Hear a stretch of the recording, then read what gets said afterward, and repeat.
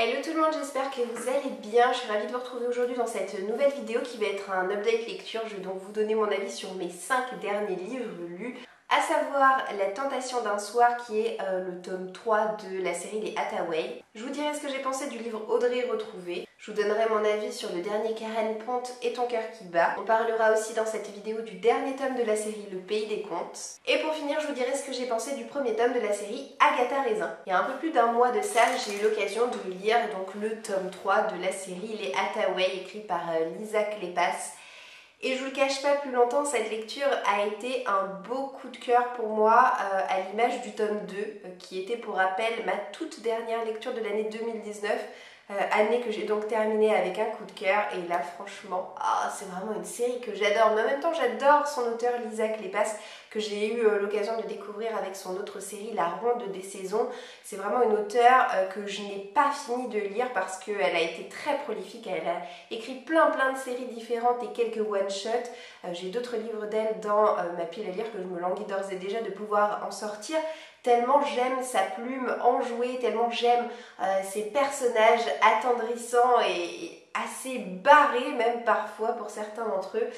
Donc Les Hathaway, qu'est-ce que c'est? Donc c'est une série de romances historiques. J'ai bien conscience que tout le monde ne lit pas de la romance historique parce que pour la plupart vous trouvez ça un petit peu trop cuculapraline, ce que je peux tout à fait entendre. En plus de ça, j'en rajouterai même une couche, je vous dirais même que la romance historique c'est rarement surprenant parce que c'est finalement un peu plus ou moins toujours la même chose, toujours le même schéma, le même déroulé, etc.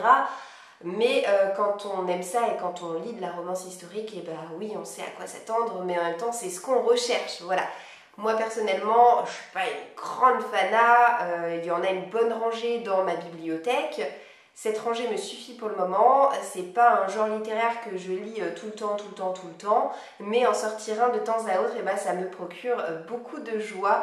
C'est vraiment un moment de lecture pas prise de tête où je pousse souvent des petits glapissements de satisfaction tellement c'est des lectures qui me réjouissent et qui m'enthousiasment. Dans cette série, on va découvrir en fait une fratrie, donc le nom de famille c'est les Hathaway. Et c'est une fratrie qui est composée de 5 frères et sœurs, donc il va y avoir un tome par frère et sœur. Et à chaque fois une romance qui leur est associée, puisque c'est un petit peu ça le but du jeu. Et dans ce tome 3, on va découvrir Poppy, qui fait partie de la fratrie. Elle fait plutôt partie des plus jeunes, Poppy. Et elle est à Londres pour la saison. Donc à l'époque, les saisons, c'est ce qui permettait aux jeunes filles de se montrer en société, d'essayer de briller, de se faire remarquer afin de se trouver un mari. Et Poppy, elle est amoureuse d'un jeune homme. Ce sentiment est réciproque, mais en tout cas, ce jeune homme, pour plein de raisons qui lui sont propres, ne peut pas l'épouser et lui a clairement signifié les choses. Donc Poppy est très déçue. Elle séjourne dans un hôtel en compagnie de ses frères et sœurs à Londres qui s'appelle le Rutledge. Donc le Rutledge, c'est le nom de famille du propriétaire de l'hôtel qu'elle imagine comme un vieil homme décrépit et très mystérieux parce que finalement personne ne le voit et il n'en est rien. Il est jeune, il est séduisant et il a un caractère assez épouvantable, il faut le dire. Poppy n'est pas du tout amoureuse de lui, mais en tout cas, Lord Rutledge est clairement intéressé par la jeune femme et va tout faire pour qu'elle tombe dans ses filets. Moi, ce que j'ai adoré dans ce livre, c'est que pour une fois, notre héroïne n'est pas amoureuse du personnage principal, donc ça amène plein de situations assez cocasses, assez rocambolesques. Et c'était vraiment très satisfaisant de voir un petit peu ce chassé-croisé amoureux. J'ai aimé que ça se passe dans un hôtel, l'intrigue, parce que ça change vraiment des grandes propriétés où les romances historiques ont la plupart du temps lieu. Donc pour plein de raisons différentes, et je ne vais pas toutes détailler énormément parce que sinon cette vidéo serait bien trop longue. Mais j'ai adoré, j'ai eu un beau coup de cœur pour ce tome 3. J'espère ressentir le même sentiment lorsque je serai décidée à sortir le tome 4 de ma pile à lire. Bon, ensuite je passe à une lecture qui m'a clairement moins enthousiasmée. Pour tout vous dire, je n'ai pas aimé. Voilà. J'ai donc lu par la suite Audrey retrouvée de Sophie Kinsella, sortie aux éditions PKJ il y a quelques années de ça.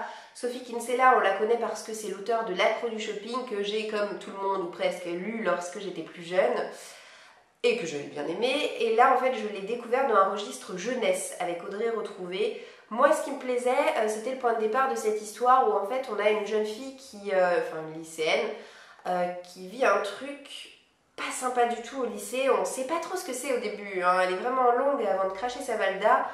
Mais en gros, voilà, elle va se faire persécuter par des filles de son âge et elle va déclencher comme ça une espèce de phobie scolaire et même une phobie sociale puisqu'elle ne veut plus mettre un pied en dehors de chez elle.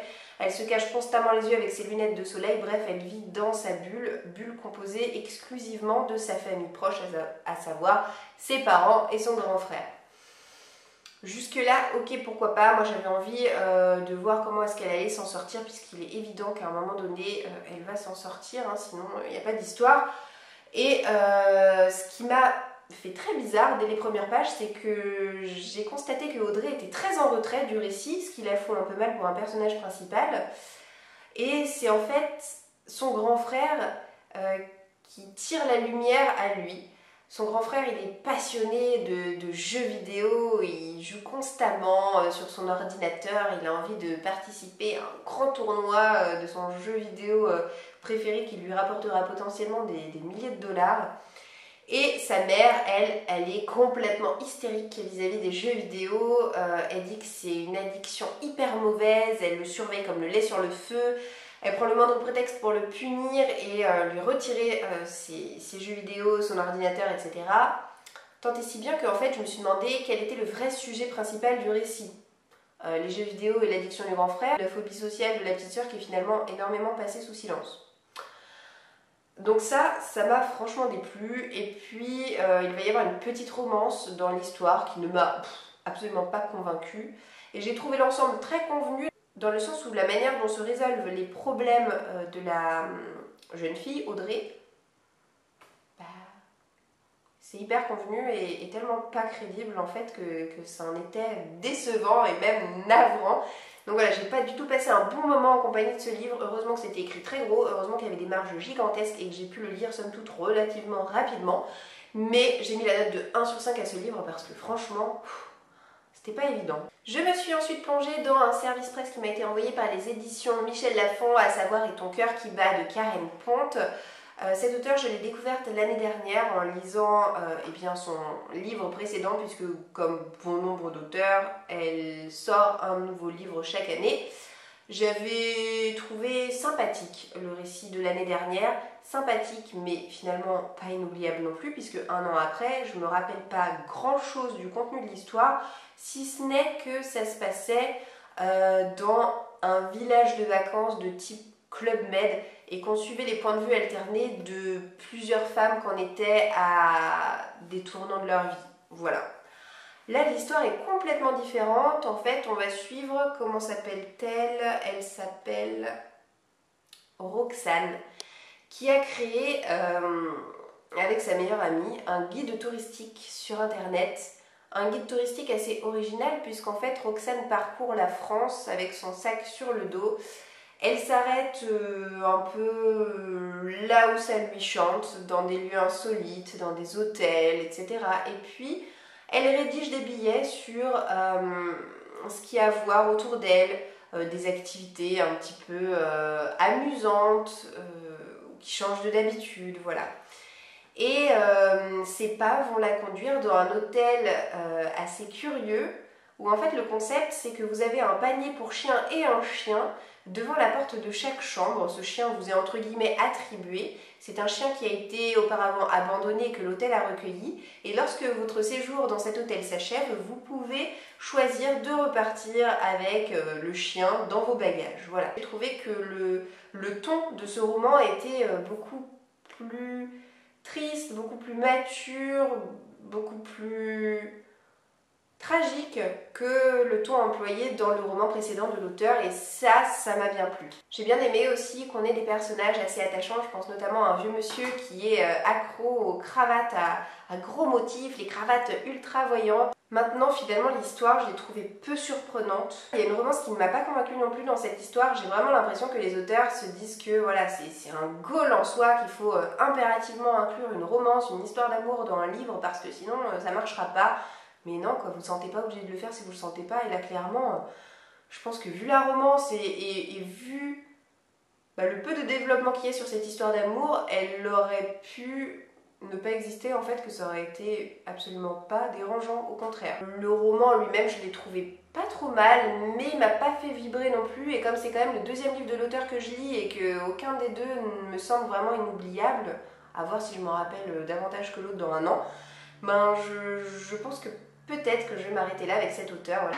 Alors je suis désolée parce qu'on est sur une lancée pas fifou là, mais en plus de ça on va poursuivre encore un petit peu avec cet autre livre, puisque j'ai terminé la série Le Pays des Contes de Chris Colfer. Là aussi c'est du Michel Lafon.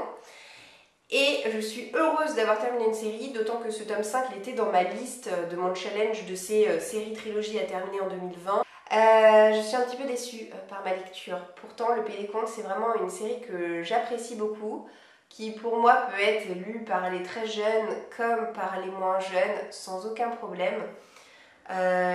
C'est une série qui détourne un petit peu les contes de fées et qui les réadapte, et je trouve ça super chouette. En gros, on découvre des jumeaux qui ont la faculté de se déplacer dans le pays des contes et d'interagir avec les personnages emblématiques des contes que l'on connaît. Et en fait, dans ce dernier tome, ce qui m'a déplu, c'est que c'est une succession de batailles. En fait, tout au long des 4 premiers tomes, on sent qu'il y a un conflit qui est en train d'arriver et qui trouve en fait son point culminant dans ce dernier tome, puisque vraiment ça explose de toutes parts et ça explose en mode magique.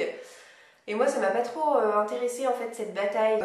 Je reproche souvent à cette série que d'un tome sur l'autre ça se ressemble beaucoup, dans le sens où à chaque fois c'est une quête, il faut ramasser des objets en particulier pour réussir à faire telle ou telle chose.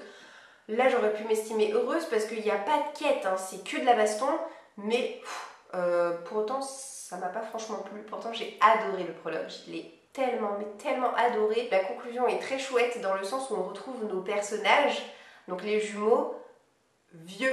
Voilà, donc ça fait bizarre de les voir passer de 16 ans à 80 ans et quelques, mais j'ai trouvé ça très touchant, très mignon. Ça m'a énormément plu, mais c'est vrai que toute la partie entre le prologue et l'épilogue, c'était un petit peu trop indigeste pour moi. Et haut les cœurs, je termine cette update lecture sur une note plus réjouissante, puisque par la suite je me suis plongée dans la série Agatha Raisin avec le premier tome qui s'intitule La Quiche Fatale. Donc c'est écrit par MC Beaton et je l'ai aux éditions Albin Michel. J'ai adoré ce livre, mais je l'ai adoré. C'est pas un coup de cœur, mais c'est un bon 4,5 voire 5 sur 5, tellement j'ai passé un super moment de lecture en compagnie de cet ouvrage. Alors pourtant c'était pas gagné, hein, dans le sens où c'est plus ou moins un roman policier, et moi c'est pas du tout un genre littéraire qui me plaît ou qui m'intéresse. J'ai quand même choisi de me le procurer parce que c'est un policier humoristique et j'avais envie de voir ce que c'était qu'un policier humoristique, voilà, j'avais jamais lu ça de ma vie. Et puis le petit côté un petit peu anglais, je sais pas, ça me vendait du rêve. Notre personnage principal c'est donc Agatha Raisin. C'était anciennement une femme d'affaires dont l'entreprise a été rachetée par la concurrence. Elle se retrouve donc en retraite anticipée et elle va décider, cette femme qui a la cinquantaine, de passer sa retraite dans un petit village de la campagne anglaise où elle s'est acheté un cottage. Mais Agatha c'est une vraie londonienne dans l'âme, donc il va y avoir tout un moment d'acclimatation entre la pollution, la fumée de cigarettes, les immeubles de toutes parts et les vaches et la prairie. Voilà, je grossis un peu le trait, mais c'est quand même ça. Et puis Agatha, qui avait l'habitude d'être très entourée, va se retrouver un petit peu seule dans son cottage. Elle va donc essayer de s'intégrer aux habitants du village, mais c'est difficile parce que c'est le genre de coin où en fait et ben vous êtes considéré comme nouveau pendant 30 ans avant qu'on s'habitue réellement à vous, donc un peu dur. Donc pour essayer de se sociabiliser, Agatha va participer à un concours de quiche, mais sauf qu'elle ne sait pas du tout cuisiner. Elle va donc acheter une quiche industrielle, manque de bol. Eh bien elle va empoisonner littéralement l'arbitre avec sa quiche, puisqu'il va tomber raide mort, donc évidemment tous les soupçons vont peser sur elle. Voilà, donc Agatha va essayer de prouver son innocence et de trouver par la même occasion le coupable. Ça a été un long résumé, mais finalement, si vous lisez l'histoire ou si vous la connaissez, ben, je vous en ai assez peu dit, hein, parce qu'il se passe plein de choses. J'ai adoré la figure haute en couleur d'Agatha. D'après ce que j'ai compris, c'est dans cette série qui comporte une vingtaine de tomes. Oui, c'est une série très longue.